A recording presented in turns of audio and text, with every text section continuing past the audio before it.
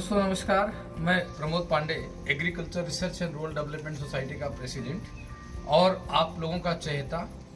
और हम YouTube channel के माध्यम से आप लोगों को समय समय पे कुछ ऐसी जानकारियां देना चाहते हैं और देते भी रहते हैं कि जिससे आप अपने खेती में अच्छे तरीके से प्रोडक्शन ले सकें।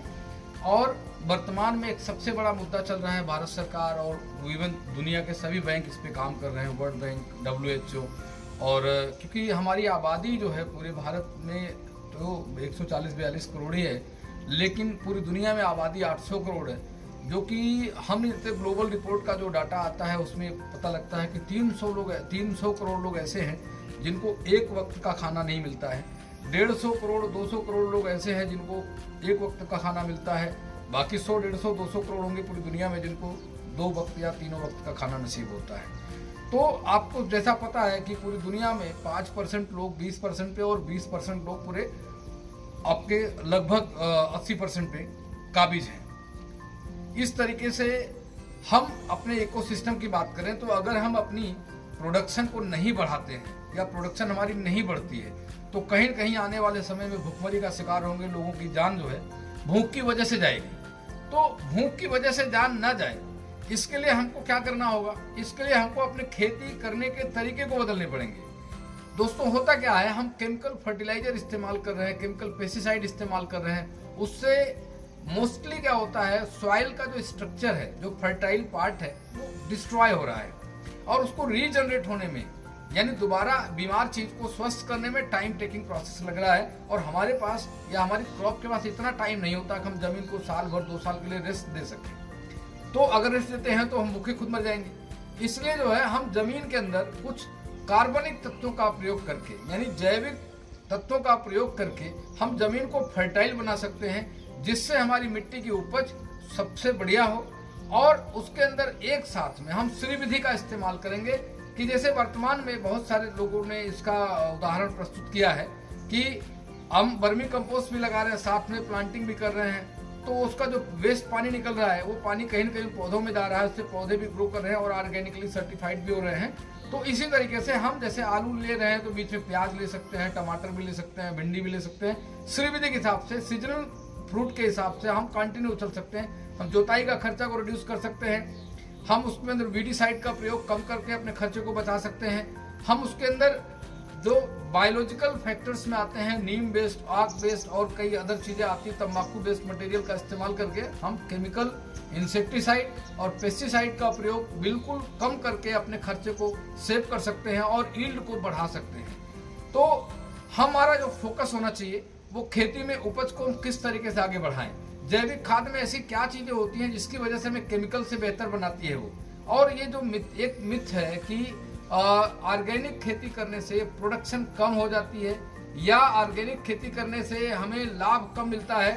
दोस्तों इसके एक नहीं, सिग्निफिकेंट में देखेंगे तो सैकड़ों लाभ हैं इसकी। मैं एक लाभ को गिना नहीं सकता हूं, लेकिन मैं मोटा मोटी 2-4 लाभ को बताता हूं। पहली बात, आपके घर में हर कोई बीमारियों से जूझ रहा है।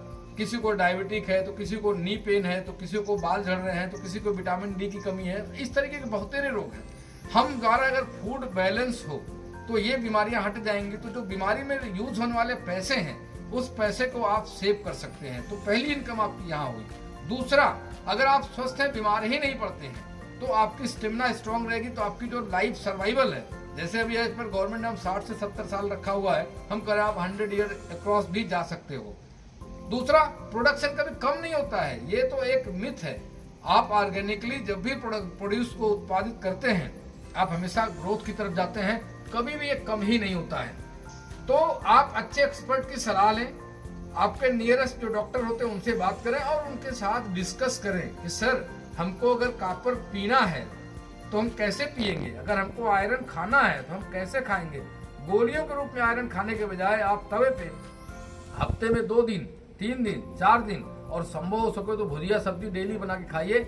आयरन की कमी आपके शरीर में कभी कम नहीं पड़ेगी। कॉपर बॉडी को चाहिए, आपको तरोताजा स्किन टोन को ग्लो में लेके आना है। लोग फिटकरी का इस्तेमाल करते हैं, मैं कहता हूँ आप कार्बन का पानी पीजिए, आपका राहु भी इससे ठीक होगा, आपका पेट भी इससे ठीक होगा और आप स्वस्थ रहेंगे, बहुत अच्छा रहेंगे। जिंक का बर्तन में हम खाना बनाते हैं, जिंक हमारे लिए उपयुक्त नहीं है, लेकिन फिर भी ज्यादातर घरों में जो आजकल बर्तन पाए जा रहे हैं वो पीतल के नहीं होते हैं, कॉपर के नहीं होते, कांसा के नहीं होते, सब टोटल जिंक के होते हैं, स्टील या फिर जस्ता, स्टील या जस्ता, ये दोनों हमारे शरीर के लिए ऑर्गेनिकली फिट नहीं है। तो हम बीमारी तो घर में खुद ही लेके आ रहे हैं। तो इन सब से हम कैसे बचें? इन सब से बचने के लिए अधिकतम प्रयास करो, लोहा या मिट्टी के बर्तन का इस्तेमाल करो, कॉपर या कांसे का बर्तन का इस्तेमाल करो, या आप पीतल के बर्तन का इस्तेमाल करो।